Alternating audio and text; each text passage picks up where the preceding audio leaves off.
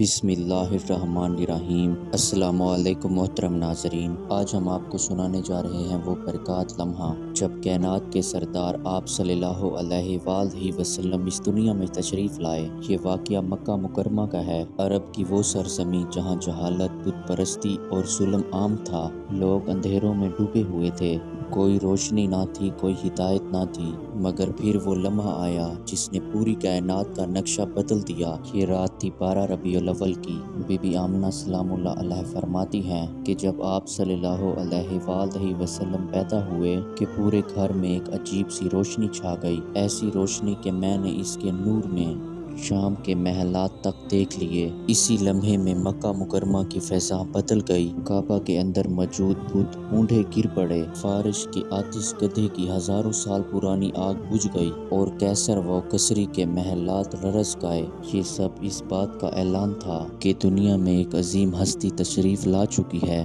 حضرت عبد المطلب کو جب خبر ملی کہ ان کے پوتے کی ولادت ہوئی ہے، وہ خوشی سے دوڑتے دوڑتے آئے، بچے کو اٹھایا، کعبے میں لے گئے اور اللہ تعالیٰ کا شکر ادا کیا۔ 7ویں دن عقیقہ کیا اور بچے کا نام محمد صلی اللہ علیہ وآلہ وسلم رکھا، یعنی بہت زیادہ تعریف کیا گیا۔ ناظرین، یہ صرف ایک بچے کی ولادت نہیں تھی، یہ تو پوری انسانیت کے لیے رحمت کا نزول تھا۔ دوستو، یہ تھا وہ واقعہ جس نے اندھیروں میں ڈوبی ہوئی دنیا کو نور اور ہدایت عطا کی۔ آج ہمارا فرض ہے کہ ہم آپ صلی اللہ علیہ وآلہ وسلم کی سیرت کو اپنائیں، ان کی سنت کو زندہ کریں اور ان پر کثرت سے درود بھیجیں۔ اگر آپ کو یہ ویڈیو پسند آئی تو زیادہ سے زیادہ شیئر کریں تاکہ یہ پیغام ہر دل تک پہنچے، اور ہمارے چینل کو سبسکرائب کریں تاکہ آپ کو مزید اسلامی واقعات اور سیرت آپ صلی اللہ علیہ وآلہ وسلم کی روشنی میں نئی ویڈیوز ملتی رہیں۔